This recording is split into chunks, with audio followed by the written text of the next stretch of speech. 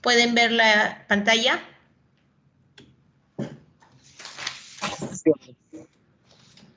Muy bien. Entonces, vamos a ver. Lo que nosotros hemos visto en la parte práctica era cómo evaluar a un paciente. Como yo les decía, nosotros evaluamos a un paciente como un todo.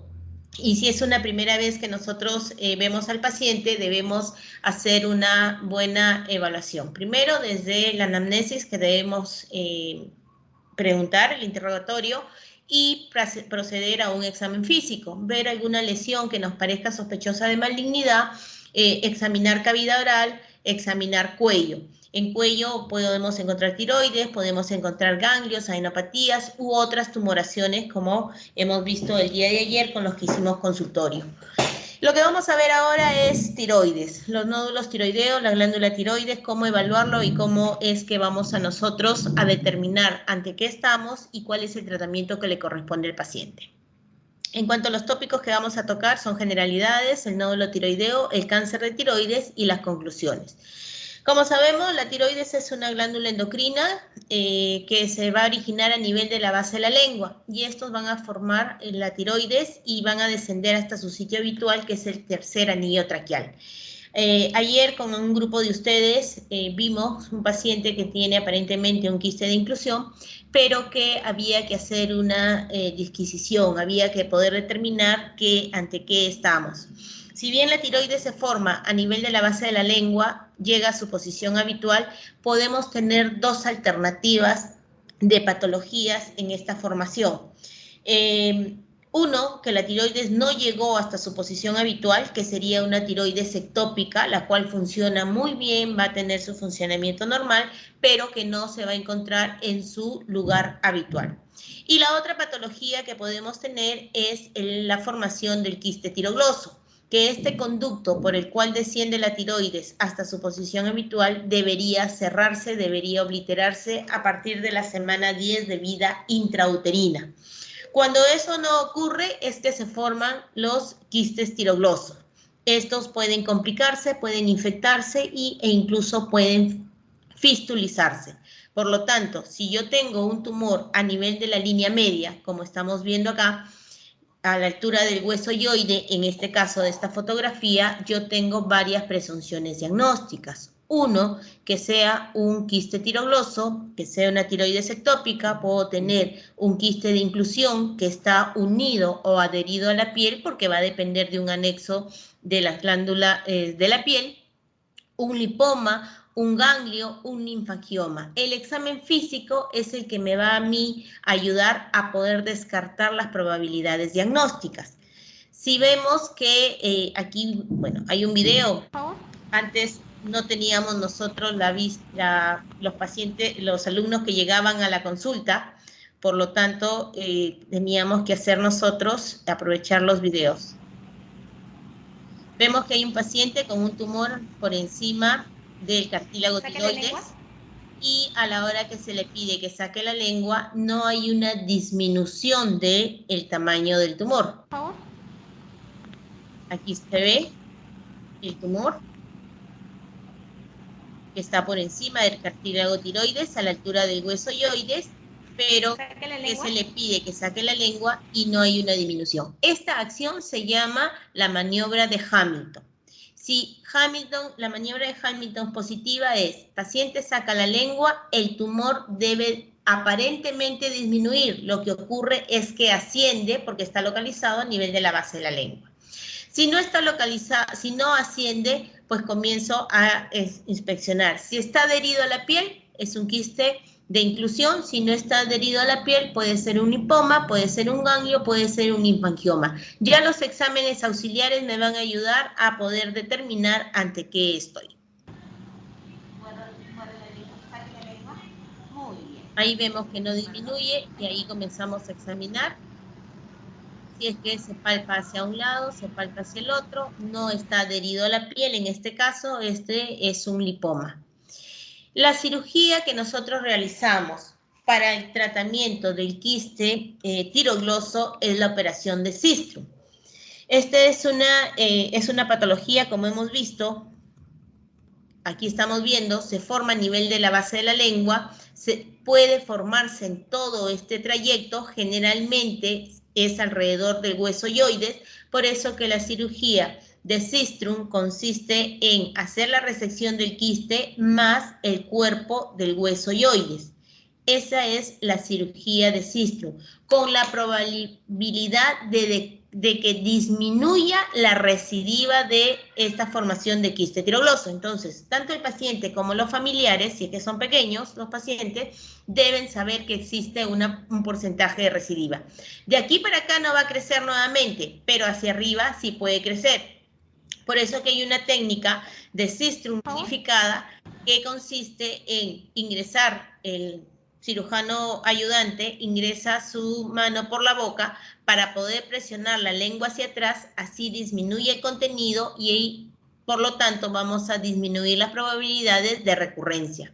En este caso es un paciente adulto con unos 7 años más o menos de enfermedad, donde se hace la resección del quiste de manera íntegra y el cuerpo del hueso yoides.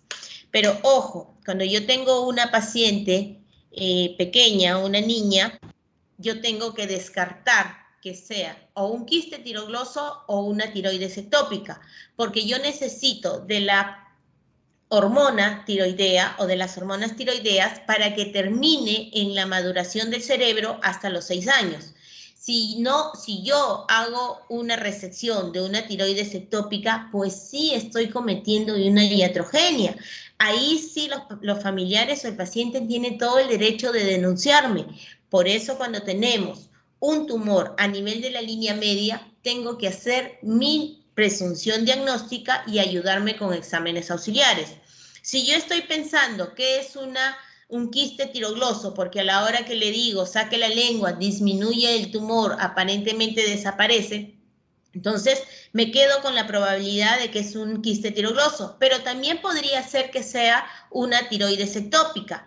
Por lo tanto, tengo que saber qué exámenes auxiliares voy a pedir. Si yo le pido al ecografista, le digo tumor a nivel de la línea media del cuello, a descartar un quiste tirogloso, eso es lo mismo que yo estoy examinando, le estoy poniendo. Yo debo colocar ubicación habitual de la glándula tiroides, porque si el ecografista no me da esa ubicación, pues podría ser una tiroides ectópica y no un quiste tirogloso. Si regresa el paciente con una ecografía donde no hay una ubicación de la tiroides, vuelvo a solicitar una ecografía hasta que me pongan glándula tiroides en su ubicación habitual o ausencia de glándula tiroides en su ubicación habitual, para poder saber ante qué me estoy enfrentando y poder hacer el tratamiento respectivo. Si es un quiste tirogloso, operación de Sistrum. Si es una tiroides ectópica, el paciente se queda con su tiroides ahí. La tiroides ectópica, generalmente en 15 años que tengo de experiencia, solo he visto 3 casos. Los 3 casos en pacientes mujeres, 2 de 10, 11 años aproximadamente y una paciente de 21 años. Las 3 provenientes de Iquitos. Las 3 no les causaban molestias y fueron hallazgos. Aquí vemos que a la paciente, a la hora de protruir la lengua, es donde se observa y se ve la tumoración a nivel de la base de la lengua. ¿Le causan molestias? No duele, generalmente no crece más de lo que está y el paciente se acostumbra a la hora de comer. Al inicio tiene ciertas dificultades para poder iniciar la deglución, pero después se acostumbran y no tienen mayor problema. Aquí vemos una tomografía de contraste donde se ve la ubicación de la tiroides ectópica y a nivel de la tiroides, de donde debería estar ubicado tercer anillo traqueal, hay ausencia de contenido tiroideo. Los pacientes viven con su tiroides ectópica sin mayor problema.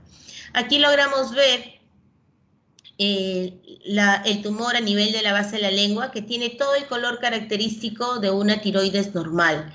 Estos pacientes acudieron porque una sí refería de Iquitos, la otra paciente porque viene de Iquitos a pasar vacaciones, y la niña le comenta a la tía que tiene esa bolita, la tía asustada viene a la consulta, se le hacen los estudios respectivos.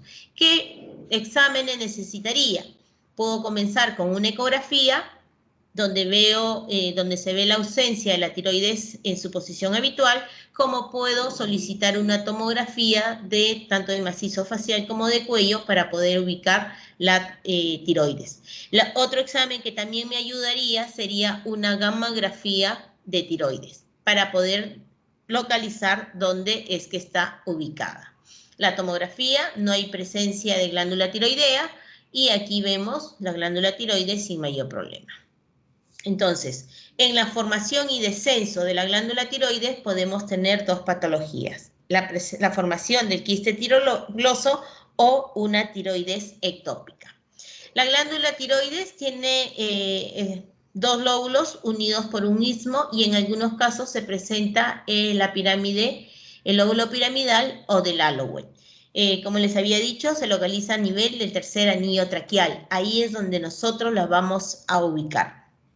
La subvascularización está dada por la primera rama de la arteria carótida externa, que es la arteria tiroidea superior, y por la arteria tiroidea inferior, que va a provenir de la arteria subclavia. En el caso de la glándula tiroides, está irrigada en un 75% por la arteria tiroidea superior, en un 25% por la arteria tiroidea inferior. Al contrario de las glándulas paratiroides, que aquí las estamos viendo, cuya principal irrigación es por la arteria tiroidea inferior. Por eso que cuando nosotros operamos, hacemos una tiroidectomía, tenemos que tener mucho cuidado con las glándulas paratiroides de dejarlas con su vascularización. Debemos pegarnos bien hacia la tiroides y además no dañar los nervios laringeos recurrentes. En cuanto a la patología tiroidea, esta la vamos a clasificar en dos grandes campos. Uno, la patología funcional, que es básicamente el hipotiroidismo e hipertiroidismo, que deben haber ustedes visto en endocrinología, y la patología estructural, que es el nódulo, ya sea un nódulo benigno, un nódulo maligno o un bocio difuso. Eso es lo que generalmente nosotros vemos en cirugía de cabeza y cuello. Hipertiroidismo, hipotiroidismo, no son patologías que nosotros manejamos, pero que los pacientes llegan con hipo e hipertiroidismo, sí, son pacientes que deben estar en ese momento eutiroideos para nosotros poder operar. El nódulo tiroideo, condición clínica caracterizada por crecimiento focalizado único o múltiple en la glándula tiroides. Aquí vemos un paciente que tiene varios nódulos en la glándula tiroides. Yo llamo nódulo tiroideo cuando tengo solo la presencia de un nódulo en la glándula tiroides. Vamos a dibujarles. Tengo un nódulo en la glándula tiroides, es un paciente con nódulo tiroideo. Cuando llamo un bocio multinodular, cuando tengo la presencia de dos nódulos tiroideos, ya sean en lóbulos contralaterales, como puedo tenerlos en el mismo lóbulo. A este caso le llamamos un bocio multinodular. Esto es un nódulo tiroideo. ¿Bien? Vemos pacientes con grandes tumores tiroideos, tumores altos. Disculpen un momento, por favor. Aló.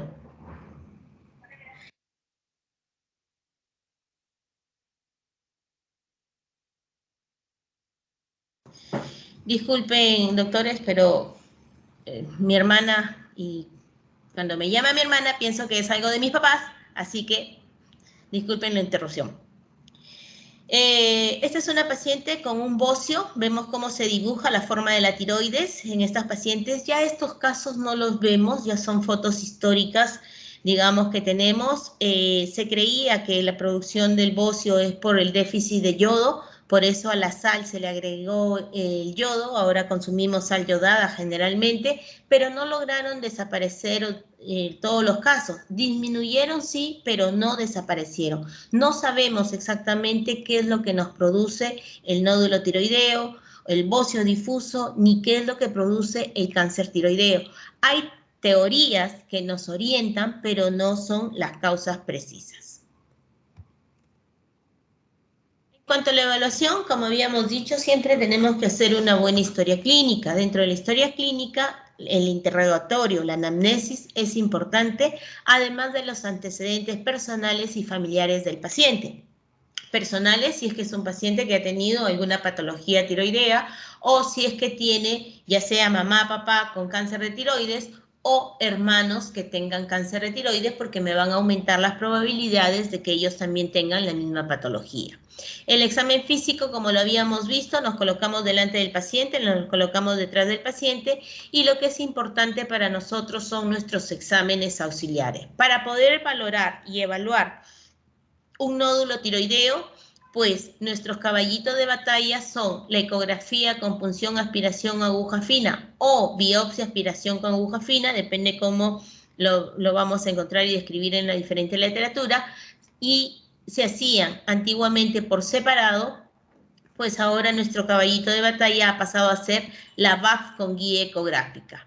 Esto es un examen que nos va a ayudar para poder determinar si es que tengo un paciente con un nódulo que es benigno o un nódulo que es maligno. Pero ojo, son exámenes auxiliares, no nos olvidemos que es importante la historia clínica, el relato de la anamnesis, más nuestro examen físico. Cuando nos paramos delante del paciente, examinamos con los pulgares. Cuando nos paramos detrás del paciente, examinamos con el dedo medio y con el dedo índice. Examinamos tiroides y examinamos además la búsqueda de grupos ganglionares. ¿Bien? Para que nosotros podamos palpar un nódulo tiroideo, este debe medir más de 1 centímetro de diámetro. Por un nódulo menor de 1 centímetro de diámetro, no lo deberíamos palpar, salvo que algo esté ocurriendo. Y si logramos palpar un nódulo menor de 1 centímetro de diámetro, quiere decir que es un nódulo duro. Al ser un nódulo duro, lo más probable es que estemos ante un cáncer. Bien, ¿qué es lo que nos lleva a todo esto de 1 centímetro de diámetro? Porque hace unos años comenzaron a hacerse de manera indiscriminada ecografías de la región del cuello, encuentran pacientes con nódulos tiroideos muy pequeños, de 3 milímetros, de 4 milímetros, y todo el mundo acudía a ser evaluado. Por eso que los parámetros internacionales, nosotros nos basamos mucho en la ATA, que es la Asociación de Endocrinología Americana, ellos cada 4 años sacan sus nuevos parámetros, y la última vez del 2018 se dijo que nódulo mayor de 1 centímetro de diámetro es un nódulo que recién puede ser estudiado mediante ecografía y biopsia, salvo que tengan características que orienten a malignidad. Pero no es que, como antes se hacía, todo nódulo, tiene 6 milímetros, púnsalo de una vez, púnsalo. No, ahora nódulo mayor de 1 centímetro que se pueda palpar es nódulo que vamos a solicitar BAF con guía ecográfica.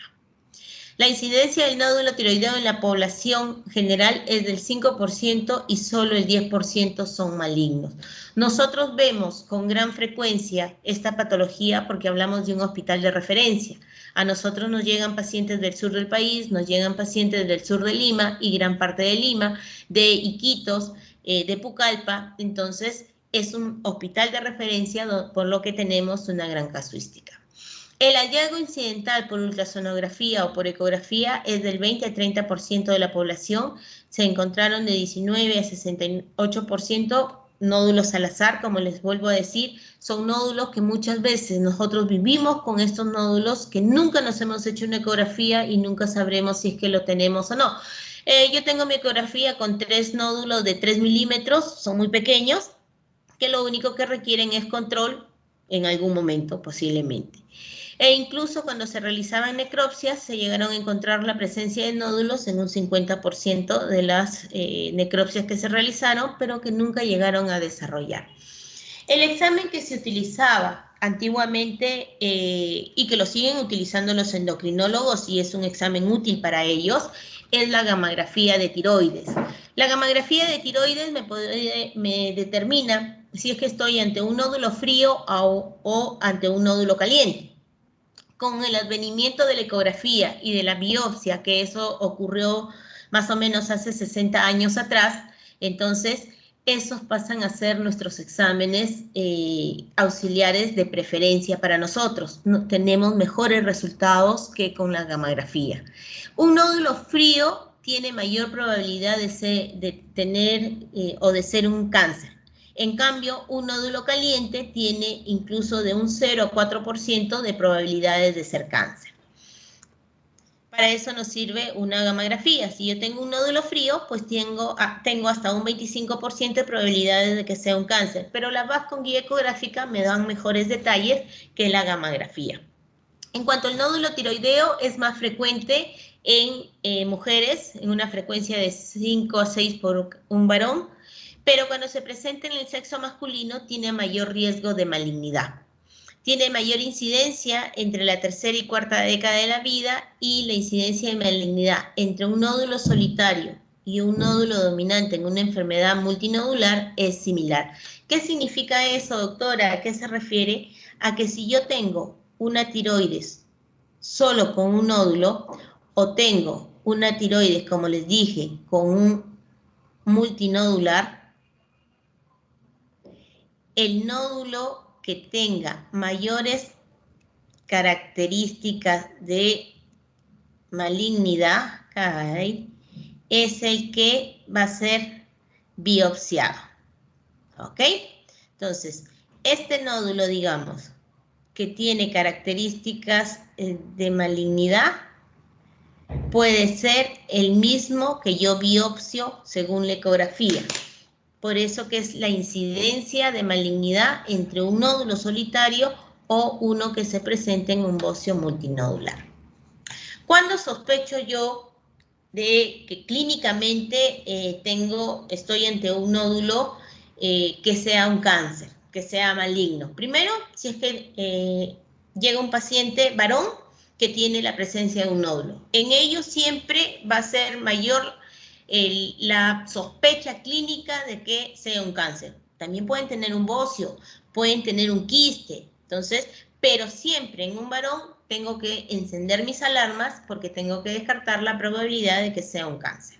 Cuando estoy ante personas menores de 20 años y mayores de 55 años, cuando tienen un crecimiento rápido en un nódulo preexistente o el tumor crece de manera muy rápida, como lo que hemos visto hoy día en la señora de la Cruz, de la cama 3, si es que más no me equivoco. Es una señora que refiere un tiempo de enfermedad de 3 meses, solamente donde ya nosotros tenemos una presunción diagnóstica de que estamos ante un tumor maligno. Con la consistencia firme de la lesión, como habíamos visto, cómo determinar para quién es blando, para quién es firme, lo vamos a tocar en la punta de la nariz y eso va a ser nuestra consistencia blanda. Todo por encima de esa consistencia, pues es una consistencia dura. Pétrea, pues no tenemos discusión cuando tocamos algo duro. Cuando el paciente viene con síntomas de invasión local, pero el paciente no me va a decir, doctora, tengo síntomas de invasión local. Es mi sospecha clínica. Yo estoy evaluando al paciente y yo tengo que sospechar si es que estoy ante un tumor benigno o estoy ante un tumor maligno. El paciente me dice, he cambiado de voz, o yo pregunto si es que ha habido cambios en su voz. El paciente me va a referir, como la señora de la cama 37, ¿sí? De la cama 37, que nos dice, sí, he cambiado de voz, en la mañana amanezco ronca y conforme va pasando el día va mejorando. Hay días en que amanezco bien, hay días en que amanezco mal. Eso no va en relación a una disfonía. La disfonía se inicia el cuadro y persiste durante todo el día y por los días. Por eso es que se necesitaría, si a mí el paciente me dice, yo le digo, señora, ¿le ha cambiado la voz? Sí, doctora, me ha cambiado la voz. ¿Y eso persiste durante todo el día? Sí, persiste durante todo el día. Yo estoy sospechando que si la paciente tiene un nódulo en la tiroides, más ese cambio de voz, pues se puede tratar de un cáncer que está comprometiendo el nervio laringio recurrente del lado donde está el nódulo tiroideo. Eso es mi presunción diagnóstica. Yo todavía estoy evaluando al paciente, estoy examinando al paciente, estoy haciendo el interrogatorio.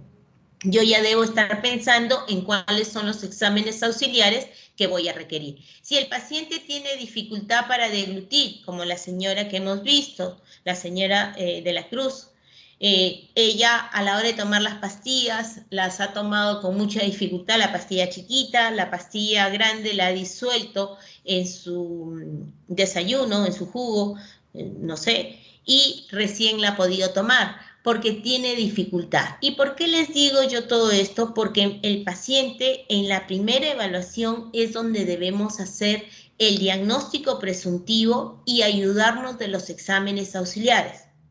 Como les vuelvo a decir, paciente con nódulo tiroideo debe salir con su VAP con guía ecográfica para poder yo tener un diagnóstico. Si en el examen clínico le encuentro ganglios, pues también pido una VAP con guía ecográfica de los ganglios. Si el paciente me dice que tiene disfonía, pues solicito una nasofibroscopía, que algunos de ustedes han podido ver hoy día. Si el paciente me dice que tiene disfagia, pues solicito una tomografía para poder ver el tamaño del tumor, pero también le voy a pedir una endoscopía alta, ¿ok? Para ver si es que hay compromiso del esófago. Entonces, para eso me sirve a mí la historia clínica, para saber cuáles son los exámenes auxiliares que yo también voy a requerir. Ayer vimos en consultorio una paciente con un bocio que cuando le pedíamos que pase saliva se lograba delimitar el borde inferior de la tiroides. Si yo no puedo delimitar si es un bocio, un tumor blando, como era el de la señora de ayer, se palpaba blando, móvil a la deglución, y si yo no logro determinar el borde inferior, pues le pido una tomografía para poder saber hasta dónde llegue ese lóbulo. La presencia de enopatías cervicales, como les había dicho, también me hacen pensar en que algo malo puede estar ocurriendo ahí. Hasta demostrar lo contrario, le pido mi VAP con guía ecográfica de la tiroides y pido mi VAP con guía ecográfica de las adenopatías cervicales. La historia de radiación de cabeza y cuello, actualmente ya no se utiliza tanto la radiación para el tratamiento con acné, pero antiguamente sí se hacía. Y pacientes que han tenido algún tipo de cáncer, que han recibido alguna radiación, pues ellos sí aumentan las probabilidades de desarrollar un cáncer. Los pacientes, por ejemplo, del desastre que hubo de Chernobyl, este desastre nuclear por los años de los 80, muchos de ellos desarrollaron cáncer de tiroides después de 20 años de haber sometido a esta radiación. La historia familiar de cáncer de tiroides, como ya habíamos visto, hay pacientes que tienen, por ejemplo, el carcinoma papilar de tiroides. Hay un carcinoma papilar de tiroides familiar, donde se ve que tienen unos genes que pueden aumentar el riesgo del cáncer papilar de tiroides en estos pacientes. Una vez que nosotros hemos evaluado a nuestro paciente, hemos pedido nuestra VAP con guía ecográfica, como les vuelvo a decir, estos son generalmente los exámenes que nosotros requerimos. La nasofibroscopía debería hacerse en todos los pacientes si en el INEN tienen en el consultorio tienen sus 3 equipos de nasofibro, paciente que entra, paciente que les hacen el examen. Nosotros no, tenemos un consultorio aparte y bueno, es un poco más difícil, pero todo paciente con nódulo tiroideo debería hacerse su nasofibroscopía. Si el paciente presenta disfonía, con mayor razón. Pido mi ecografía, pido mi tomografía de acuerdo a al paciente que tengo delante mío. Pero como nosotros la mayoría de los pacientes van a salir solamente con una orden para VAP con guía ecográfica, debemos saber que existen criterios de malignidad de acuerdo a los resultados de la ecografía. El ecografista no me va a venir a mí a decir nódulo de 2 centímetros de diámetro, localizado en el lóbulo derecho, que tiene, no sé, vascularidad periférica, ¿no? Entonces, eso lo puedo hacer yo, menos la de la vascularidad, obviamente, lo puedo hacer a la hora de hacer mi examen físico. Él me tiene que describir las características de ese nódulo. ¿Y qué me interesa a mí? Básicamente, las características de malignidad. Si es que presentan microcalcificaciones, esos nódulos, si es que hay una epocogenicidad, si es que hay vascularidad intranodular, si los márgenes están infiltrados o si tienen una forma más alta que ancha.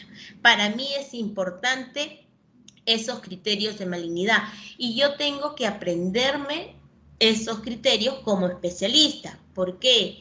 Porque todos estos criterios se pueden unificar en una tabla, pero hay ecografistas que no lo van a unificar y solamente me los van a describir. Yo tengo que realizar esa unificación y poder darle una clasificación. Entonces, es como yo les digo a mis residentes, ustedes tienen que aprenderse estos criterios y no decir T-RAIS 2, T-RAIS 3, como hoy día lo habíamos estado viendo. En cuanto a los ganglios, a las adenopatías, también tienen criterios de malignidad. Cuando hay vascularidad periférica, son más largas que anchas, pero lo principal es la ausencia del hilio central. Cuando un ecografista me describe esto, ojo, algo está pasando en ese ganglio. Ese ganglio debe ser biopsiado con una punción con aguja. Como les decía, de acuerdo a estos criterios que nosotros vemos, es que vamos a tener una clasificación. En este caso, la clasificación de T-RAIS. T-RAIS que va desde 1 a T-RAIS 6. El T-RAIS 1 es una glándula tiroidea normal. El T-RAIS 2, condición benigna, 0% de malignidad. El T-RAIS 3, nódulo probablemente benigno, menos del 5% de malignidad. Y ya en el T-RAIS 4 ya es donde tengo una diferenciación. Hasta el T-RAIS 4A es bajo porcentaje de malignidad, hasta un 10%. En cambio, el T-RAIS 4B ya tengo hasta un 80% de malignidad. Por eso que es importante que a mí me describan estas características para yo poder ir clasificando al paciente. Un paciente con T-RAIS 4B es que tiene 3 de estas características. Paciente con T-RAIS 5 es un paciente que ya tiene un 80% de probabilidades de malignidad. Y el T-RAIS 6 es donde ya está comprobado que la ecografía, que el T-RAIS 6, que la biopsia es Bethesda 6, como vamos a ver ahora, y también la anatomía patológica es un cáncer de tiroides. Entonces, si estamos en un lugar donde no tengo un patólogo, pero tengo un muy buen ecografista y el ecografista me dice que ese nódulo es un T-RAIS 6, pues ese es un paciente que ya está demostrado que tiene un cáncer. ¿Ok? ¿Alguna pregunta hasta acá, doctores?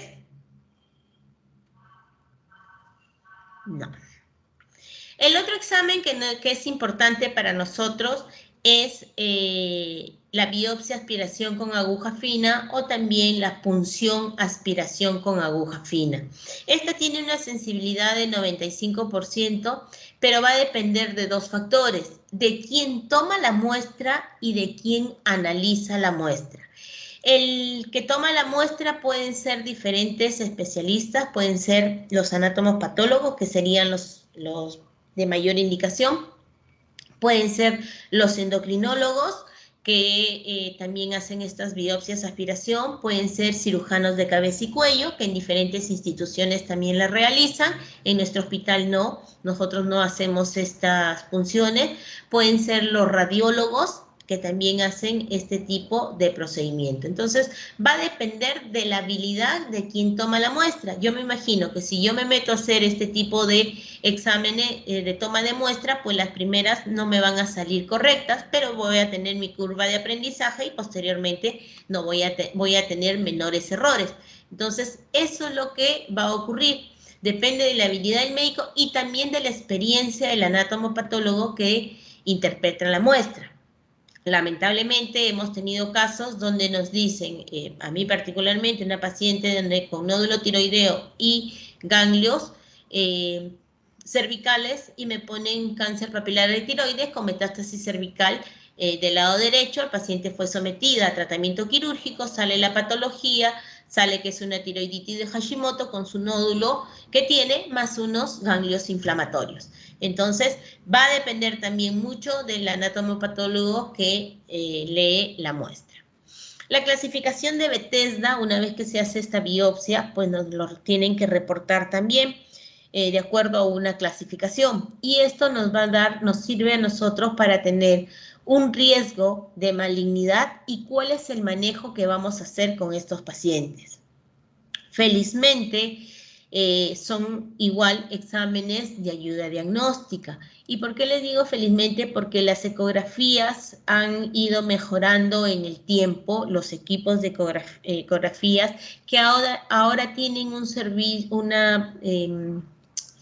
tienen la capacidad de realizar elastonografía. No todos los equipos, no todos los ecógrafos, pero hay algunos ecógrafos que sí la realizan. ¿Y para qué me sirve? Para poder determinar tanto el examen físico como con la ecografía, más apoyado en el Bethesda, si es que estoy ante un cáncer de tiroides o estoy hacia un tumor benigno. ¿Por qué es esa que nosotros nos apoyamos tanto en el examen físico y ecografía? Porque en mi clasificación de Bethesda, el gran problema es el Bethesda 4, que es sospechoso de neoplasia folicular. El Bethesda 1 es una mala muestra. No puedo hacer un diagnóstico y tengo que repetir la punción y se repite inmediatamente. El Bethesda 2 es un tumor benigno, menos del 1% de probabilidades que sea maligno. ¿Cuál es la conducta a seguir? Seguimiento. Hay que, valga la redundancia, hay que seguir al paciente. ¿Cómo lo sigo? Mediante ecografía y una nueva punción cada 2 años. Eso es como debo hacer mi seguimiento. Cada 6 meses una ecografía y una nueva punción después de 2 años. Si sigue siendo un Bethesda 2, continúo con ecografía y con biopsia cada 2 años, siempre y cuando el tumor mida menos de 2 centímetros de diámetro y que ecográficamente no hayan cambiado sus características. El Bethesda 3 es una atipia celular. Sí encontraron células, a diferencia del Bethesda 1, donde no fue una buena muestra. Sí encontraron células, existe de un 5 a 10% de probabilidades de malignidad, pero se debe repetir la punción y generalmente en 3 meses. El Bethesda 4, como habíamos dicho, sospechoso de neoplasia folicular. El Bethesda 5, sospechoso de malignidad, ya existe hasta un 75% de probabilidad de que sea un cáncer, le hago una lobectomía o una tiroidectomía total a ese paciente. Ya va a depender de los hallazgos que encontremos en sala de operaciones. Y el Bethesda 6, pues es un cáncer de tiroides. ¿Por qué nuestro gran problema es el Bethesda 4? Porque la tiroides está formada por células foliculares. Entonces, este examen con aguja fina no me ayuda mucho en determinar si es que estoy ante un tumor benigno o ante un tumor maligno. Yo buena dibujante no soy, pero para poder determinar si es que estoy, no nos olvidemos que son las células foliculares, digamos, para poder determinar si es que estoy ante un tumor maligno, se tiene que evaluar la cápsula del tumor y se tiene que evaluar los vasos sanguíneos. Si hay compromiso de cápsula por el tumor, pues eso es un cáncer. Si hay presencia de glándulas, de células en los vasos sanguíneos, pues también es un cáncer. Lamentablemente, por la aguja, por la punción aspiración, no se logra determinar si es que estoy ante un tumor benigno o ante un tumor maligno. Por eso es importante el examen físico. Yo palpo un nódulo blando, pues me orienta más hacia un tumor benigno, a pesar de que es un Bethesda 4.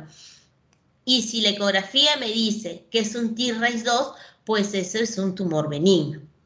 En cambio, si me sale un tumor folicular, un Bethesda 4, y la ecografía me dice un T-RAIS 5, que ya es sospechoso de malignidad, tengo un 85%, y al examen físico tengo un nódulo duro, pues lo más probable es que estamos hablando de un cáncer de tiroides y lo que tendríamos que hacer es, podría yo entrar a hacer una lobectomía, lo mando a congelación, espero la respuesta, si es que es benigno, ahí termina la cirugía, si es que maligno, pues hago mi tiroidectomía total. Entonces, por eso que nos basamos nosotros en estos dos exámenes. En nuestra ecografía, si lo quiero, digamos, obtener de manera más rápida las probabilidades de malignidad, pues me baso en el T-RAIS. A partir del T-RAIS 4B, ya sé que tiene mayor chance de que sea un cáncer, y la biopsia, aspiración con aguja fina, según su escala de Bethesda, entonces también me va orientando, así es que tengo un tumor benigno o maligno, pero no olvidemos que mi examen físico es de vital importancia para poder determinar también ante qué estoy. La VAS con guía ecográfica, ¿por qué se hace este procedimiento? Para disminuir los riesgos de probabilidades de error. Así disminuyo yo las probabilidades de error, porque el ecografista va a ver el área de mayor sospecha de malignidad, tengo microcalcificaciones, pues hacia ese sentido es donde va a dirigir la aguja para que puedan realizarse la biopsia. La tomografía, la resonancia magnética no son exámenes de elección, no es un examen que un paciente que llega con un nódulo tiroideo, que si bien puede ser duro, pero que a la hora que el glúteo se mueve, pues suficiente con una VAF con guía ecográfica. La tomografía es cuando tengo la sospecha de tumores grandes, cuando el paciente refiere que no puede deglutir bien, cuando tengo un tumor que me puede estar ocasionando dificultad para respirar, ahí sí me sirve la tomografía y la resonancia. Y la resonancia con mayor razón para poder evaluar la fascia prevertebral. Es bastante útil para poder determinar si el paciente es quirúrgico o no quirúrgico. ¿Pueden detectar ganglios la tomografía y la resonancia? Sí. Es más, hay pacientes que son operados por otro tipo de cáncer y cuando les hacen sus controles anuales con una tomografía encuentran un ganglio, nos lo derivan a nosotros y nosotros comenzamos a evaluar VAF con guía ecográfica de esos ganglios. Es útil para valorar los nódulos tiroideos. No son muy útiles, nos ayudan cuando son casos grandes, pero la ecografía es un caballito de batalla que nos va a dar mayor orientación.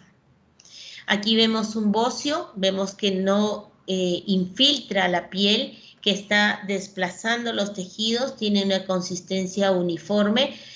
Ojo, en un bocio puedo tener calcificaciones, pero son calcificaciones gruesas, no son calcificaciones finas. Eso me orientaría a la presencia de un bocio también.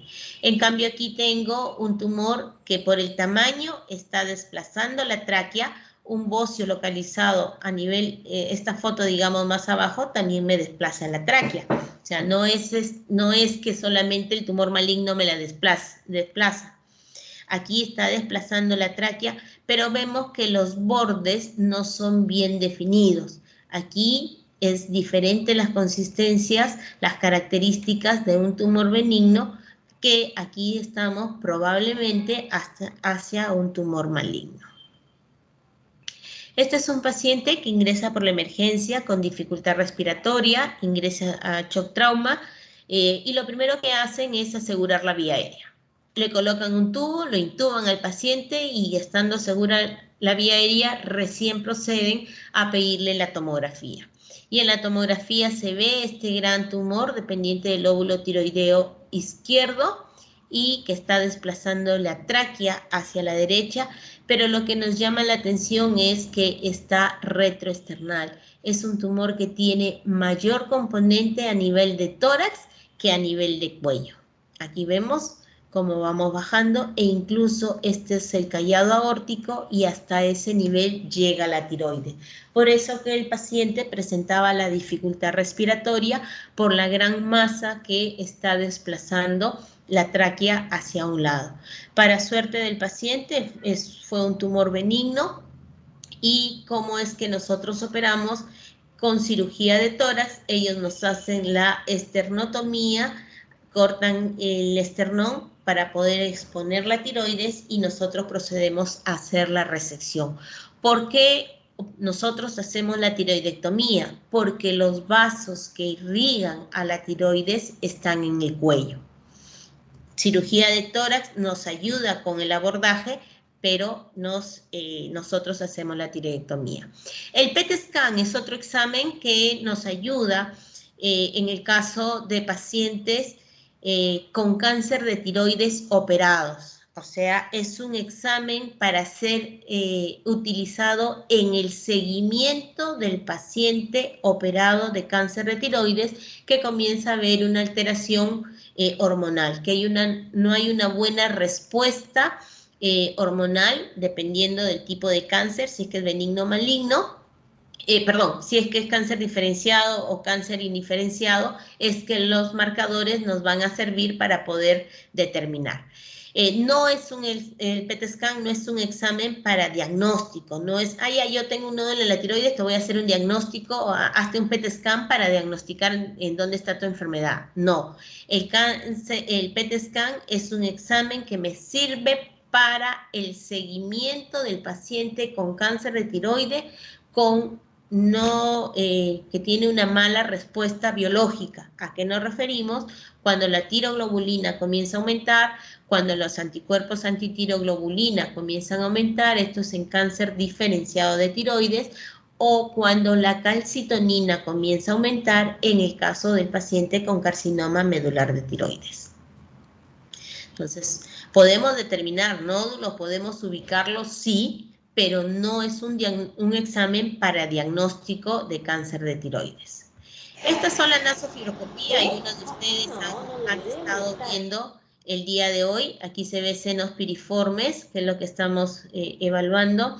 Y prácticamente en el paciente con cáncer de tiroides nos interesaría saber la movilidad de las cuerdas vocales. Si es que las cuerdas vocales están intactas, están móviles, si es que no hay compromiso de las cuerdas vocales, pues no hay afección del nervio laringio recurrente. ¿Cuándo operar? Yo ya tengo el paciente, le pedí sus exámenes auxiliares, su BAF con guía ecográfica, pedí nasofibroscopía si es que creo conveniente, pedí tomografía si es que tengo un tumor grande o que no puedo palpar el borde inferior, o pedí su endoscopía. Pero todos los pacientes opero, no todos los pacientes tienen indicación quirúrgica, básicamente cuando hablamos de pacientes con tumores benignos. ¿Cuándo opero? Cuando los nódulos miden más de 3 centímetros de diámetro, ¿ok? Cuando estamos ante un tumor benigno. Cuando tengo un crecimiento rápido de ese nódulo, es decir, yo les dije, paciente con bocio, hago controles con ecografía cada 6 meses y una nueva biopsia cada 2 años. Si en el control ecográfico el nódulo medía 1.2 centímetros y después de 6 meses me mide 2.6 centímetros, pues ese es un nódulo que está creciendo, ese es un nódulo que ya tiene indicación quirúrgica a pesar de que no mida 3 centímetros. ¿Cuándo más operar? Cuando los pacientes refieren síntomas básicamente de atoros. Eso es lo que ellos dicen. Doctora, me atoro. Ya esa es una sintomatología que nos haría a nosotros pensar en que ya requiere tratamiento quirúrgico. ¿Y cuál es la otra indicación? Pues cuando estéticamente se vea mal. Esas son las 3 indicaciones, o 4 podríamos decir, de cuándo operar un paciente con un tumor benigno. Cuando operamos pacientes con hipertiroidismo va a depender del tipo de hipertiroidismo que tiene el paciente. Hemos tenido pacientes que son alérgicos al yodo, que no le pueden dar tratamiento al paciente con yodo y su hipertiroidismo no es controlado, por lo tanto hemos tenido que hacer una tiroidectomía total para controlar el hipertiroidismo. También hemos tenido pacientes alérgicos al tratamiento médico, a las pastillas, por lo tanto van a tratamiento quirúrgico. Pero también en el hipertiroidismo puedo tener oftalmopatía tiroidea. Por lo tanto, en estos pacientes, si son refractarios a tratamiento médico, también les puedo hacer una tiroidectomía total, como se podría hacer también una descompresión de órbita. Esos van a ser los 2 tipos de cirugía que nosotros ofrecemos a los pacientes con hipertiroidismo. Una tiroidectomía total o una descompresión de órbita.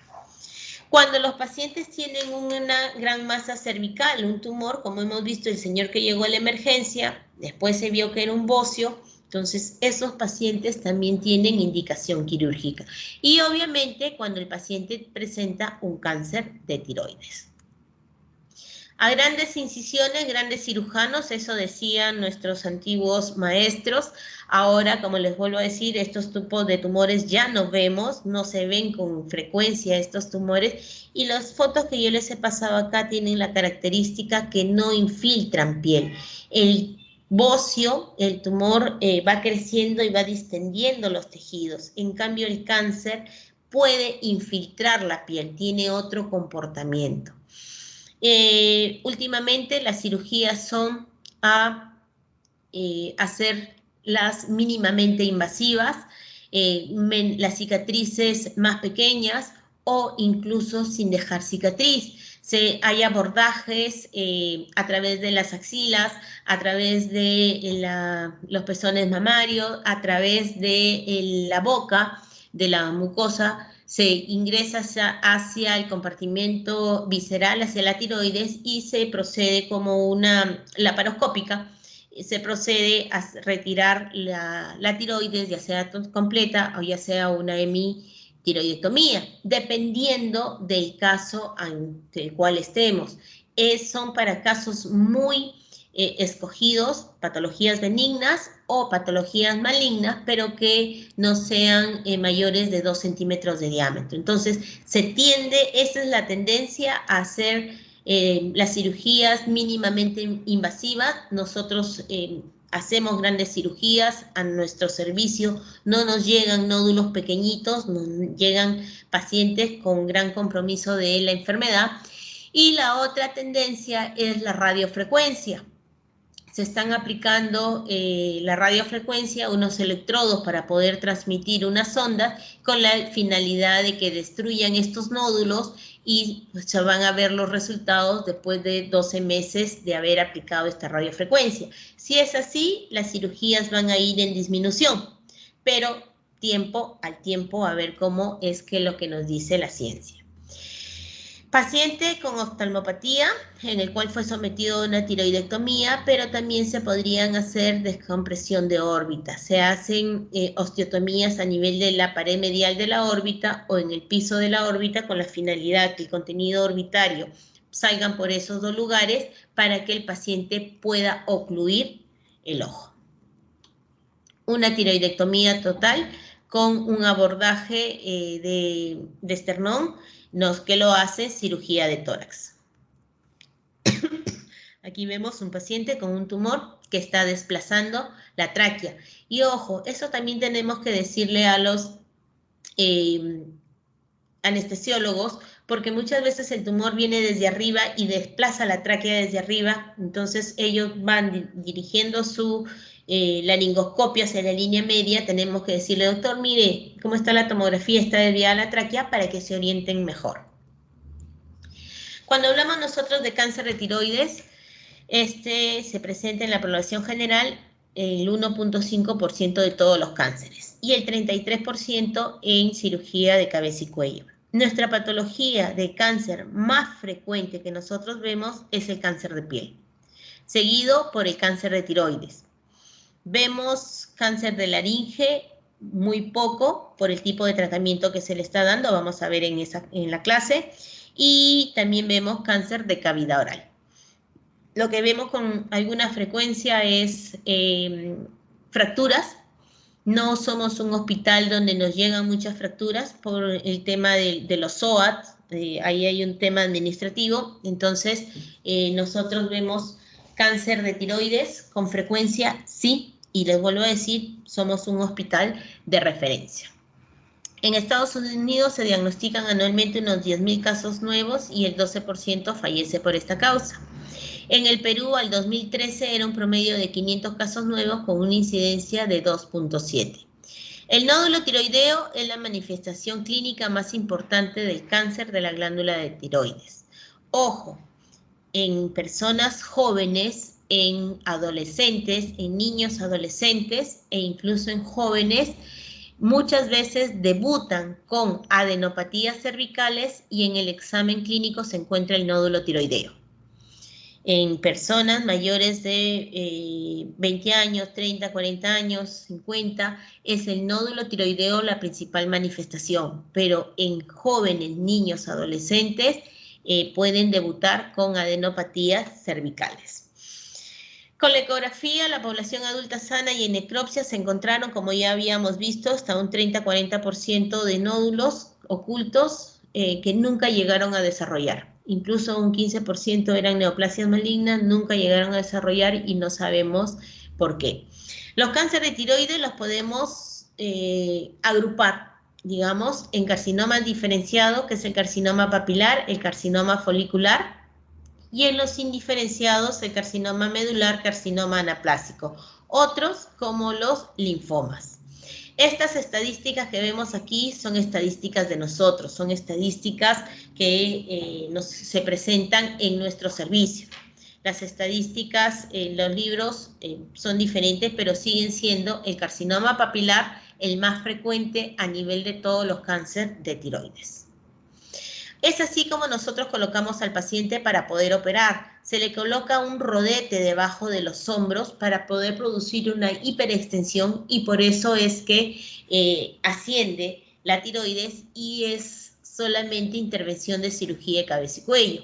Si esta tiroides fuese más grande, pues necesitaríamos tal vez el apoyo de cirugía de tórax para que nos salga una esternotomía, pero por la misma ubicación que nosotros colocamos, pues la mayoría de los tumores salen por cuello sin necesidad de cirujano de tórax. Como todo cáncer, ya sea un carcinoma diferenciado o un carcinoma indiferenciado de tiroides, debemos clasificarlos. Debemos tener nuestro TNM, el T, el tamaño del tumor, el N, la presencia de ganglios, y el M, la metástasis a distancia.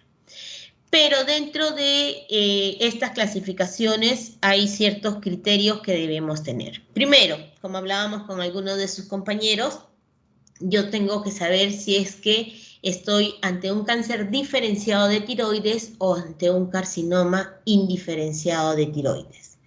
En ambos casos, el T4B es el que me va a decir si es que es un paciente quirúrgico o no quirúrgico.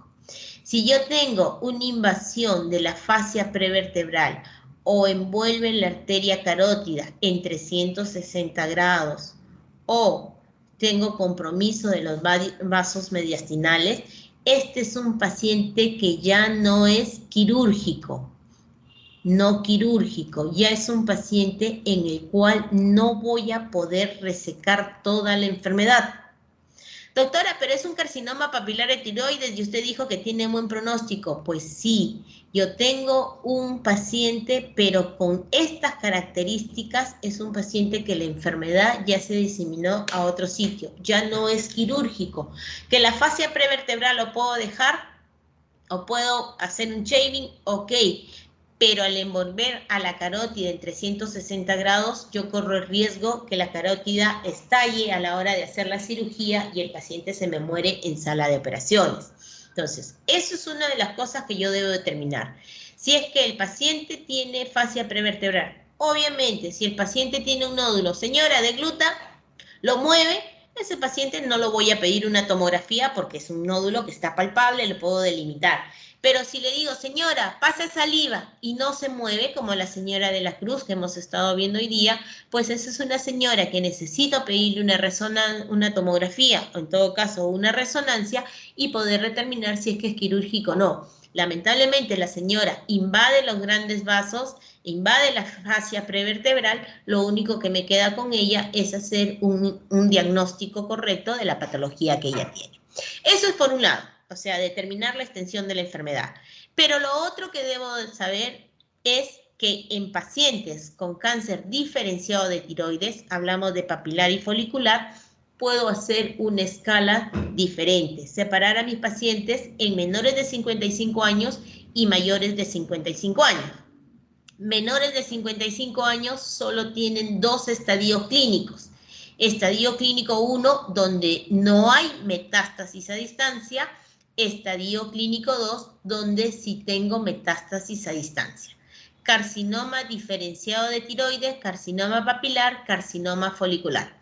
Si el paciente tiene más de 55 años, pues ya entra el TNM de los 4 grupos en el estadio clínico, que se comporta tan igual como para pacientes mayores de 55 años con cáncer diferenciado de tiroides, como también para pacientes con carcinoma medular de tiroides y para pacientes con carcinoma anaplásico de tiroides. Ahí sí también tienen otra nomenclatura en la cual debemos nosotros tener cuidado cuando hacemos nuestros estadiajes. Carcinoma diferenciado de tiroides, menores de 55 años, solo 2 estadios clínicos, mayores de 55 años, 4 estadios clínicos. Carcinoma medular de tiroides, 4 estadios clínicos, no importa la edad que tenga el paciente. Carcinoma anaplásico, todos van a estadio 4. Ya la tomografía me van a ayudar a determinar si es 4A, 4B, 4C. ¿Ok? Otra vez.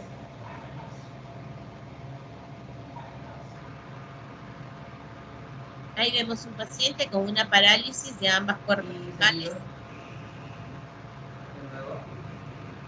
Que si yo veo el contexto de este examen, de esta nasoplaroscopía, yo les podría decir, para mí son 2 opciones sin llegar a saber qué cosa es. Tengo parálisis de ambas cuerdas vocales, ¿qué podría ser? Mi cabeza puede volar por diferentes lugares. Uno, si es que tiene nódulos en la tiroides, pues son nódulos tiroideos malignos que me están ocasionando parálisis de ambas cuerdas vocales. Otra probabilidad diagnóstica es que son parálisis a priori. El paciente tomó bebida fría, que es muy raro la patología, pero que puede existir. Otra posibilidad es que es un paciente que fue operado de un tumor en la tiroides y que se ha lesionado ambos nervios laringeos recurrentes. Puede haber sido un paciente que ha recibido una cirugía de tórax y que también tiene lesión de ambos laringeos recurrentes, por lo tanto, se produce esa parálisis. Por eso es importante que nosotros debemos hacer una nasofibroscopía a todos los pacientes que presenten nódulos tiroideos para tener una idea de qué es lo que está ocurriendo con el compromiso de los nervios laringeos recurrentes para que después de la cirugía sepamos exactamente qué es lo que ha pasado. En cuanto al carcinoma papilar, es el cáncer más frecuente, se presenta entre un 60 a 80% de los casos, tiene diseminación linfática, por lo tanto puede encontrar metástasis ganglionar. En personas jóvenes, como les vuelvo a decir, muchas veces debutan primero con los ganglios y dentro del estudio es cuando encontramos los nódulos en la tiroides. Tienen una buena sobrevida y su diagnóstico se hace por biopsia aspiración con aguja fina. Eso, la VAP tiene muy buena sensibilidad y especificidad para poder hacer un diagnóstico de un carcinoma papilar de tiroides. En este caso es el paciente varón. Papá, ¿cuál es tu nombre? Constantino Félix Muguruza Tello. ¿Cuántos Tengo años? 77 años. En marzo cumplo 78. ¿A dónde vives, papá? Soy natural de Huaura, de Huacho. ¿Y actualmente dónde vives? Vivo en Lima, en Surco. Ah, ya. ¿Desde cuándo, papá, tienes molestias? ¿Tienes alguna molestia? Desde octubre casi. ¿Qué molestias tienes? El dolor de garganta y la fonía, que ahora que me está aclarando un poco más. Ah, ya. El paciente es papá de colega. Ella en épocas de pandemia conversa con su papá y el señor le refiere básicamente la disfonía. Por eso es que decide llevarlo al hospital, primero extrainstitucional, no en nuestra institución, sino donde ella labora, y le hacen una VAP donde efectivamente sale un carcinoma papilar de tiroides. Si nosotros vemos, es un paciente con cuello corto que tiene una disfonía, por lo tanto, también se le hace una nasofibroscopía. pone duro, le cierra el fascia al doctor. Muy bien. ¿Qué pasó? A ver, señor, diga y seguido. De nuevo. Y lo que nosotros estamos viendo es que hay una parálisis de la cuerda vocal derecha. Doctora, pero yo estoy viendo que está hacia el lado izquierdo. Como ustedes habrán visto en alguno de los que tuvieron la oportunidad de entrar a nasofibroscopía, se ven las imágenes invertidas. Todo lo derecho mío es izquierdo del paciente, todo lo izquierdo mío es derecho del paciente. Y aquí lo que se puede visualizar es una parálisis de la cuerda vocal derecha. Se le pide su tomografía al paciente donde se ve el tumor está más hacia atrás, dependiente del lóbulo derecho, pero va hacia atrás. Y aquí, por esta cercanía a la fascia prevertebral, se le solicitó una resonancia magnética. Le hicieron la resonancia, no hubo compromiso de fascia prevertebral y el paciente fue sometido a tiroidectomía total ampliada. Este es otro nasofibroscopía de un paciente.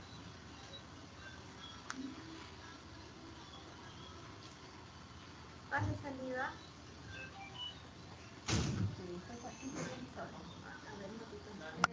Doctora, ¿puede presentar? Que nos llegan a controles. Y lo que nos interesa es evaluar cómo están las cuerdas vocales.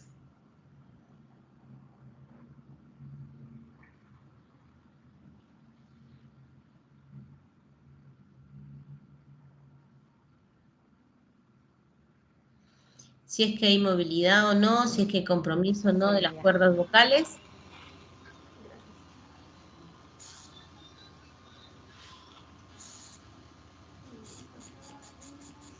Ahí vemos que hay una parálisis de la cuerda vocal De nuevo. izquierda. Listo. Ya. Ahora voy a necesitar. Ustedes vieron el día de ayer un paciente que dijo que había sido operado, venía con su esposa. Esta es la nasofibroscopía del señor. Es un paciente que llega en época de pandemia. Teníamos que hacer las nasofibroscopías en sala de operaciones. Avanzábamos con 2 nasofibroscopías el día que nos daban turno. No toda la semana nos daban turno. Y este señor ya se le evidenció la parálisis de la cuerda vocal izquierda, fue sometido a tiroidectomía total con disección de cuello, posteriormente se le realiza nuevamente el otro cuello. En cuanto a la supervivencia de los pacientes con cáncer papilar de tiroides, esta es muy buena. Tenemos casi un 100% de sobrevivencia e incluso a los 10 años, no a los 5 años. Es casi del 100% en estadio clínico 1, estadio clínico 2. Ojo, hemos dicho que carcinoma papilar de tiroides, menores de 55 años, solo tengo 2 estadios clínicos. Si hay metástasis a distancia, es estadio clínico 2. Si no hay metástasis a distancia, es estadio clínico 1. Por lo tanto, tienen muy buena supervivencia los pacientes menores de 55 años. Va disminuyendo en estadio clínico 3, estadio clínico 4. Por eso que nosotros no hablamos de mortalidad en pacientes con cáncer diferenciado de tiroides. Lo que hablamos es más en pacientes que van a tener recurrencia.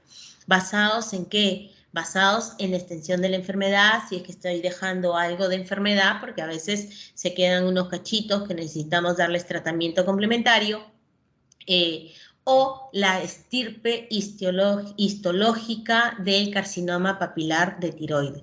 Hasta el momento se han descrito 16 subtipos, siendo el carcinoma papilar variedad clásica y variedad folicular los más frecuentes y menos agresivos, en cambio la de células altas más agresivos localmente. Bien. Estos son los ganglios que nosotros tenemos que evaluar, pero los ganglios también me van a orientar de dónde es que vienen las diferentes patologías. Es frecuente de la tiroides encontrar en el grupo 4, en el grupo 3, en el grupo 2, en esa frecuencia, además de encontrarlos en el grupo 6, que es donde voy a tener los ganglios, por lo tanto se hace la disección recurrencial. Tenemos los diferentes niveles de los ganglios que nosotros tenemos que ubicar y determinar. ¿Por qué? Porque yo examino a mi paciente, si estoy pensando que es un cáncer de tiroides, tengo que examinar ganglio, porque la primera cirugía es la mandatoria en el tratamiento de pacientes oncológicos. El carcinoma folicular de tiroides se presenta en un 15 a 20%, tiene diseminación hemática, por lo tanto puedo tener metástasis a distancia, tanto a pulmón, hígado, hueso, pero además de tener metástasis ganglionar. Tiene buena sobrevida y su diagnóstico es anatomopatológico. Como les dije, se necesita evaluar la cápsula y se necesita evaluar los vasos sanguíneos en el carcinoma folicular para poder hacer un diagnóstico histológico, y no se puede hacer mediante la biopsia aspiración con aguja fina. Tienen también una buena tasa de sobrevida a los 5 años, casi del 100% en estadio clínico 1, estadio clínico 2. Como hemos dicho, menores de 55 años en carcinoma diferenciado de tiroides, solo tengo 2 estadios clínicos, por lo tanto tienen muy buena etapa de sobrevida o tiempo de sobrevida. Estadio clínico 3 baja a un 71% y estadio clínico 4 a un 50%.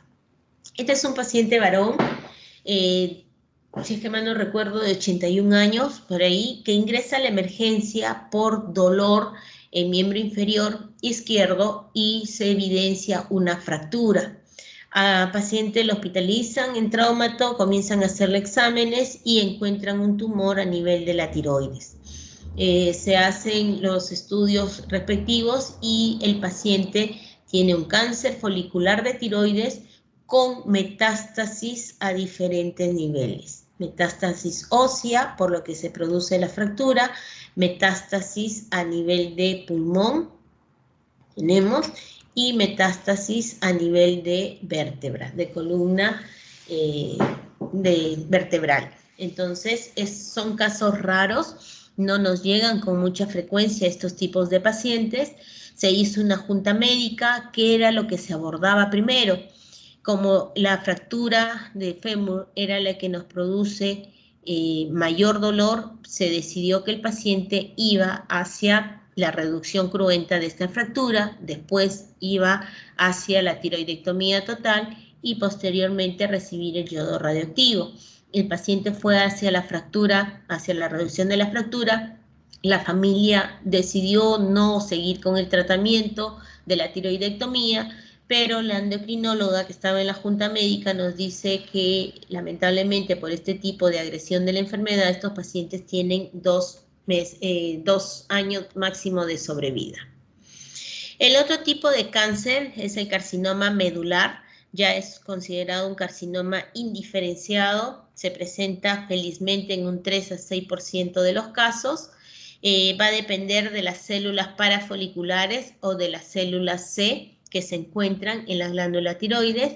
Tiene diseminación tanto linfática como hemática, por lo tanto son cánceres mucho más agresivos, su sobrevida ya es más pobre y tienen su marcador tumoral que sería la calcitonina. Para el carcinoma diferenciado tenemos la tiroglobulina y los anticuerpos antitiroglobulina. Para el carcinoma medular, principalmente la calcitonina. Se pueden presentar de manera esporádica en un 80% o hereditaria en un 20%. La neoplasia endocrino múltiple o asociado a una neoplasia endocrino múltiple o una NEM2, donde aquí sí tenemos que hacer el descarte de que si el paciente tiene feocromocitoma. Porque si es que se hace, si este carcinoma medular de tiroides pertenece a un NEM2, primero se debería operar el feocromocitoma y después operamos el cáncer medular de tiroides, porque si no el paciente se nos puede morir en sala de operaciones. Ya la sobrevida a los 5 años vemos que va disminuyendo dependiendo del estadio clínico en el cual se encuentran los pacientes. Muy poco encontramos nosotros a los pacientes en estadio clínico 1, los encontramos en estadio clínico 3 generalmente, pero la peculiaridad que tenemos nosotros con estos pacientes es el tipo de cirugía que vamos a hacer. En el cáncer medular de tiroides, sí, va a depender del valor de la calcitonina, básicamente calcitonina, para poder nosotros operar. La indicación sería tiroidectomía total más disección central, es decir, se saca la tiroides, yo no soy buena dibujante, pero ahí está la tiroides, y se saca todo el grupo 6. En eso consiste la cirugía del paciente con cáncer medular de tiroides. Doctora, pero ¿y el paciente con el carcinoma diferenciado? En ese paciente solo saco la tiroides si está comprometida tiroides. Si veo que hay un ganglio comprometido, pues hago disección de cuello, pero para eso tengo que tener mi biopsia que me diga que están comprometidos, ya sea de un lado o ya sea del otro lado. O sea, tengo que tener evidencia citológica de que tengo un cáncer de tiroides y que tengo metástasis cervical, ya sea unilateral o bilateral. Y hago el tratamiento de tiroides más disección de cuello siempre y cuando tengo ganglio comprometido. Si no hay ganglio comprometido, solo hago tiroidectomía total. En cambio, en el carcinoma medular de tiroides, lo mínimo que hago es la tiroidectomía total más disección de cuello. Si tengo un ganglio positivo, hay un ganglio que se le hizo biopsia positivo, tengo que agregar la disección lateral del cuello, ¿ok? Ya sea de un lado o ya sea de los dos lados, bilateral. Bien, si tengo positivo acá, en un carcinoma medular de tiroides, hago mi disección de cuello más tiroides más disección central. Si tengo positivo este lado, hago mi tiroides total, disección central, cuello de un lado, cuello del otro lado. Hasta ahí las cosas funcionan casi parecido a los carcinomas diferenciados. ¿Cuál es la diferencia? La calcitonina. Si yo tengo una calcitonina mayor de 200, así no tenga ganglios positivos, yo tengo que hacer mi tiroidectomía total más disección central más disección de cuello bilateral. Por eso que ninguno de nosotros queremos encontrarnos con un carcinoma medular de tiroides, porque generalmente están con calcitonina de 500, calcitonina de 900, calcitonina de 1000. Se dice que cuando tiene calcitonina por encima de 1500 ya tiene metástasis a distancia. Pero igual está indicado el tratamiento de tiroidectomía total más disección central más disección de cuello bilateral cuando tengo calcitonina por encima de 200 con ganglio o no, o con ganglio comprometido o no, o con evidencia científica. O sea, yo tengo un ganglio que a pesar de que la biopsia me dice que no hay metástasis cervical, por tener calcitonina por encima de 200 ya tiene indicación quirúrgica. El otro tipo de cáncer es el carcinoma anaplásico, que probablemente es la señora que hemos visto en piso. Se presenta en un 6% de los casos. No tiene diferentes tamaños celulares. En este caso mide más o menos unos 7 por 6 centímetros aproximadamente. Es bastante infiltrativo. Tiene pésima sobrevida. Lamentablemente, una vez hecho el diagnóstico, estamos hablando de 4 a 6 meses de sobrevida. Y todos los pacientes con cáncer anaplásico de tiroides van a ir al estadio clínico 4. Nosotros no ofrecemos tratamiento quirúrgico. Nosotros, por el momento, solo ofrecemos traqueostomía, como les comenté en la mañana a algunos de ustedes. Posiblemente los tratamientos con inmunoterapia nos den mayor chance de sobrevida a estos pacientes haciéndoles cirugía. Ojalá que sea así, porque lamentablemente paciente con diagnóstico de cáncer anaplásico de 4 a 6 meses de sobrevida. Este es un paciente que viene proveniente de Ica con un tumor que infiltra piel de crecimiento rápido. El paciente refiere más o menos unos 4 meses de tratamiento, de crecimiento, y se le hace la biopsia y nos sale que es un carcinoma anaplásico. No podemos hacer una resección porque sabemos cuando lo hemos hecho crecen al doble de la cirugía previa y lo único que podemos ofrecerles es una traqueostomía. Esta es una paciente que la mandan de Cailín con un nódulo tiroideo, le hacen la biopsia, sale carcinoma medular de tiroides y la calcitonina venía en 1. Lo normal de calcitonina es hasta 10. Entonces, o algo no concordaba, o la biopsia estaba mal leída, o el laboratorio se equivocó y me está mostrando una calcitonina muy baja. Cuando la paciente logra conseguir cita con nosotros, ya habían pasado más o menos unos 3 meses del tumor inicial. Yo encuentro un conglomerado ganglionar fijo en el lado izquierdo, un nódulo tiroideo más pequeño que este, fijo también, no móvil a la deglución, que me impresionaba pues con el resultado que tenía, que más se orientaba a un carcinoma anaplásico que a un carcinoma medular. Igual solicité nuevamente biopsias de la metástasis, una revisión de lámina del tumor inicial y le pedí nuevamente una calcitonina. La calcitonina volvió a salir en 1, pero la biopsia del ganglio decía metástasis ganglionar por carcinoma anaplásico. Imagínense, ver los resultados, obviamente la paciente no estaba así, yo la veía por consultorio, le di un adicional para poder agilizar los exámenes, tener los resultados más rápido y decirle a la paciente, yo ya tenía mi resultado ahí que decía anaplásico, decirle a la señora, se va a morir usted dentro de 4 meses a 6 meses, pues obviamente no se puede, pero ¿qué ofrecerles? Lo único que decirle es, lo puedo mandar a radioterapia sabiendo que tampoco la va a curar, pero es algo que por lo menos me puede controlar si es que hay algún sangrado y ofrecerles hacerle una traqueostomía, pero sí explicar, ya sea a la paciente o a algún familiar, pues que esto no va a ir nada bien. La señora ingresa para oncología, para recibir tratamiento, presenta dificultad respiratoria, el residente me llama, doctora, una traqueo de emergencia. Cuando llegamos ya la habían logrado intubar a la paciente, por lo tanto ya la traqueostomía ya dejó de ser emergencia, sino pasó a ser una traqueostomía electiva.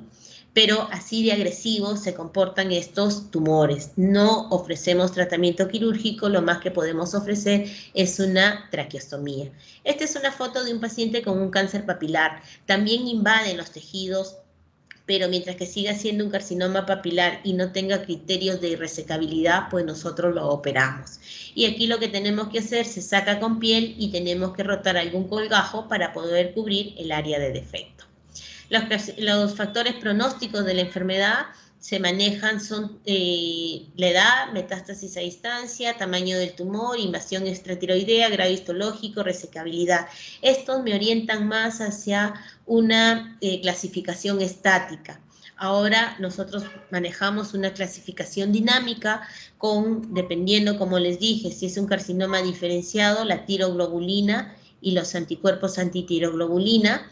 Eso es en la parte del laboratorio, y si es un carcinoma medular, la calcitonina, que son los valores que yo necesito.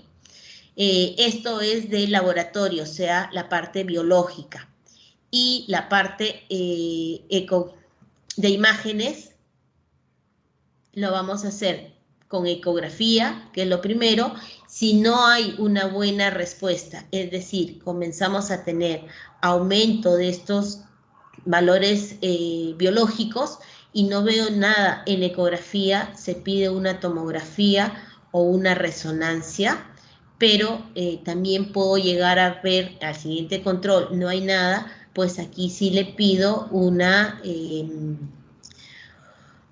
PCT, ¿no? Aquí sí pido un scan, un mapeo para poder hacer el seguimiento del paciente operado de cáncer de tiroides.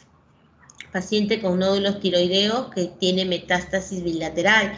Estas cirugías nos demoraban antiguamente más o menos unas 9 horas de cirugías, 3 horas de un lado, 3 horas del otro lado, 2 horas de tiroides más 1 hora de cierre. Pues con estos aparatitos que hay ahora que van cortando y van coagulando a la vez, esto ha disminuido a unas 6 horas de cirugía. Tratamiento. Lo que normalmente ocurre, lo que normalmente se hace en un paciente con cáncer de tiroides es tratamiento quirúrgico. La primera opción es cirugía y esto va a depender. Si hablamos de un paciente con cáncer diferenciado de tiroides, papilar, folicular, si hablamos de un paciente con carcinoma medular de tiroides o si hablamos de un paciente con cáncer anaplásico de tiroides. Tratamiento en todos va a ser la tiroidectomía total más disección central, ¿ok? Aquí en el carcinoma diferenciado hago mi tiroidectomía total más disección lateral, ya sea de un lado o de dos lados, siempre y cuando tengo una BAF positiva, ¿ok? Tiroidectomía total más disección de cuello de un lado o de los dos lados, siempre y cuando la BAF es positiva. Disección, tiroidectomía total más disección de cuello es lo mínimo y la disección lateral, ya sea de un lado o de dos lados, pero con el valor de la calcitonina. Si es menor de 200, a lo que me salió positivo. Si es mayor de 200, tengo que hacer todo este tratamiento. Y en cambio, en el cáncer anaplásico, lo único que le ofrezco al paciente es una traqueostomía para asegurar la vía aérea. En el cáncer diferenciado de tiroides, el paciente se operó, se le sacó la tiroides y va al yodo radioactivo. En el caso del carcinoma medular, no recibe yodo radioactivo, es otro mecanismo, y en el cáncer anaplásico lo puedo mandar a yodo radioactivo. La hormonoterapia van en los dos casos porque ya le saqué la tiroides, no hay quien produce hormona tiroidea. En el cáncer anaplásico, pues su tiroides funciona normal, no recibe hormona tiroidea. Si es un paciente con un hipotiroidismo más cáncer anaplásico, pues sí tendría que darle su hormona tiroidea. En el caso del cáncer diferenciado de tiroides, radioterapia, solo si es que he dejado tumor. En ese caso le puedo dar radioterapia si es que quedó tumor. En el caso del carcinoma medular, todo paciente operado va a radioterapia.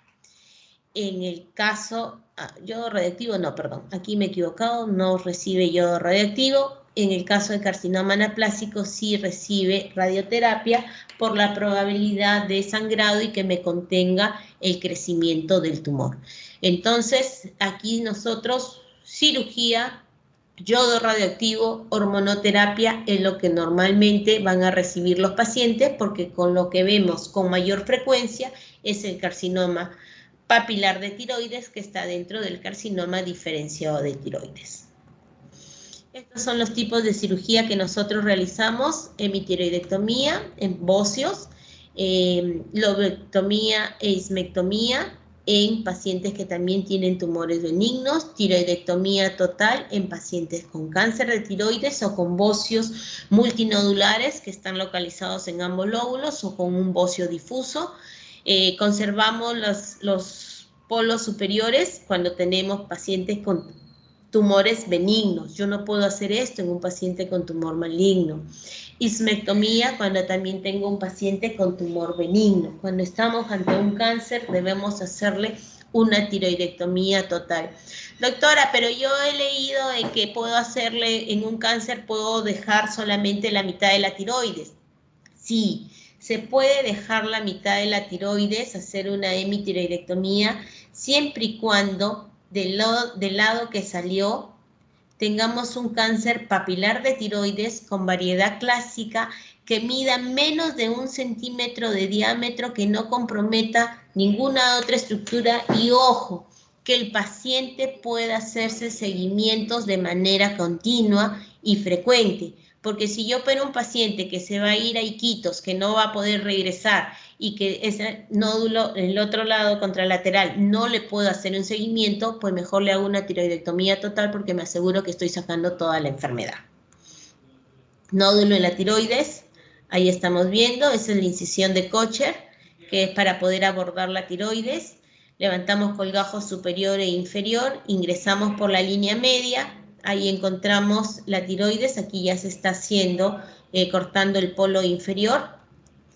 Aquí vemos el nervio laringio recurrente, que es una de las estructuras que nosotros debemos tener cuidado, y las otras estructuras son las glándulas paratiroides. Aquí vemos una que se está viendo y posiblemente aquí debe haber otra glándula paratiroides. Son las estructuras que debemos tener cuidado. Una tiroides, este es el nódulo tiroideo que medía 6 milímetros, se palpó solo una vez, un tumor duro, por eso que nos llamó la atención, se le pidió la ecografía y en la ecografía, en mala biopsia, se evidenció que era un carcinoma papilar. ¿Pero por qué la foto? Porque tiene unas prolongaciones, o sea, debemos tener cuidado cuando operamos nosotros nuestra tiroides. Se hace el cierre igual por la línea media, en algunos casos dejamos DREN, en otros casos no. En este caso es una disección radical, con una tiroidectomía total, con disección de grupo 6, disección central, más disección bilateral de cuello. Este es un paciente con un carcinoma medular de tiroides con una calcitonina ahora mayor de 200. En el 2018, antes del 2018 era con 400 de calcitonina y el valor previo al 400 era con 500 de calcitonina. Ahora nos han bajado los valores hasta 200 de calcitonina para hacer todo este tipo de cirugía. Esperemos los nuevos lineamientos de la ATA que ya deben haber salido para poder hacer el cambio. Nódulo en la tiroides es un nódulo blanquecino pequeño, pero que me está produciendo toda esta metástasis en el grupo 6. Aquí vemos el nervio laringio recurrente, por eso que debemos tener cuidado cuando nosotros operamos y cuando hacemos las disecciones recurrenciales. Gran masa en el lado derecho, su lóbulo izquierdo, que se saca con los grupos ganglionares. Esta es una vista de la que va hacia la tráquea, que va pegada a la tiroides hacia la tráquea mediante el ligamento de Berry. Bocio multinodular. Y son pacientes que hacemos los controles después de la cirugía. Hay pacientes que tienen daño previo a la cirugía, hay pacientes que tienen daño después de la cirugía, en los cuales pueden tener parálisis de ambas cuerdas vocales y tenemos que evidenciar o poder ver cuál es el tratamiento que le podemos ofrecer a estos pacientes. Estos pacientes pueden respirar por este pedacito que queda, que son 3-4 milímetros, pero si hacen gran actividad física se van a cansar, les va a faltar la respiración, por lo tanto tenemos que mejorar su tiempo de vida. Ojo, si yo tengo un paciente con una parálisis bilateral, que recién estoy haciendo la ecografía y fue la nasofibroscopía y fue operado, este paciente bien pudo haber hecho una parálisis, tener la parálisis en aducción, no se cierran las cuerdas vocales, no tiene por dónde respirar y es un paciente que probablemente requirió traqueostomía en recuperación. Entonces, hay que tener mucho cuidado cuando operamos nosotros pacientes con tiroides, no necesariamente que sea un cáncer, debemos preservar el nervio laringio recurrente, bilateral, y si es un cáncer, pues evidenciar si es que hay compromiso de esto para poder saber cómo es que voy a enfrentar la enfermedad y qué condiciones le voy a ofrecer al paciente.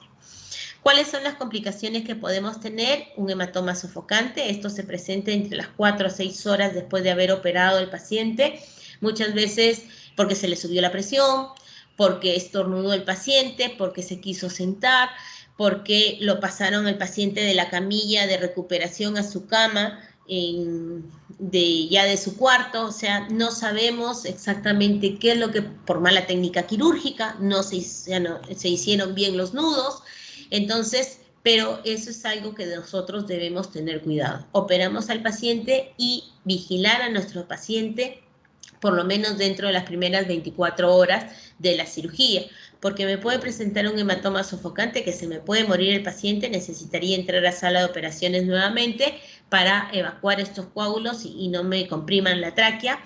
El hipotiroidismo, pues obviamente, si he operado a un paciente, le he sacado la tiroides, pues tengo que darle una reposición, darle tratamiento con levotiroxina para poder mejorar el hipotiroidismo. El hipoparatiroidismo, pues la manipulación de la glándula tiroides, manipulo las glándulas paratiroides y estas pueden resentirse, como le decimos nosotros, ocasionar una hipocalcemia, que felizmente es una hipocalcemia transitoria. Esto se va a manifestar dentro de las primeras 48 horas y se les da tratamiento a estos pacientes. La lesión del nervio laringio recurrente, ya sea por el tumor, ya sea por la enfermedad o por mala técnica quirúrgica. Y la traqueomalacia también se puede evidenciar en algunos pacientes cuando tienen tumores grandes que desplazan la tráquea. Eso tenemos que valorar ya en el acto quirúrgico, cuál es la condición de la tráquea, porque yo podría ofrecerle a este paciente una traqueostomía hasta que la tráquea retome sus características normales y posteriormente se la podría retirar. Dentro de las conclusiones, descartar, como habíamos visto, que no tengamos una tiroides ectópica en un caso de un paciente con un quiste tirogloso. Ahí sí cometeríamos nosotros una iatrogenia. Tenemos que diferenciar entre las alteraciones funcional y estructural de las glándulas tiroides. La BAF con guía ecográfica es nuestro caballito de batalla. Eso es lo que nosotros utilizamos en todo paciente que viene con un nódulo tiroideo. ¿Cuándo operar? Todos los pacientes se operan, hemos visto que no, pero si tengo un paciente con cáncer, ese sí tiene una indicación quirúrgica, salvo que sea un carcinoma anaplásico. El carcinoma de tiroides, es más frecuente el carcinoma diferenciado, carcinoma papilar, carcinoma folicular. Tenemos los carcinomas indiferenciados, carcinoma medular, carcinoma anaplásico y otros tipos como los linfomas. La detección de las complicaciones para poder prever y darle un mejor tratamiento al paciente, y eso sería todo lo que vemos con nosotros en relación a nódulo tiroideo.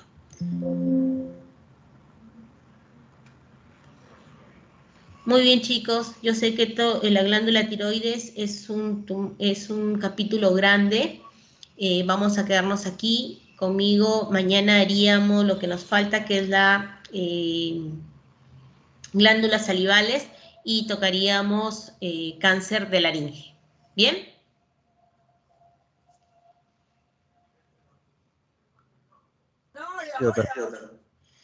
Ok, entonces cualquier pregunta, cualquier duda, mañana en la práctica que tenemos, comenzamos a discutir más, podemos ver las ecografías, podemos ver las tomografías, que tenemos el acceso ahí en la computadora para poder determinar, incluso con lo que hemos estado hoy día, la señora que tiene probablemente el carcinoma anaplásico, pues es un caso interesante para que así no se van a olvidar si es que tienen otro caso.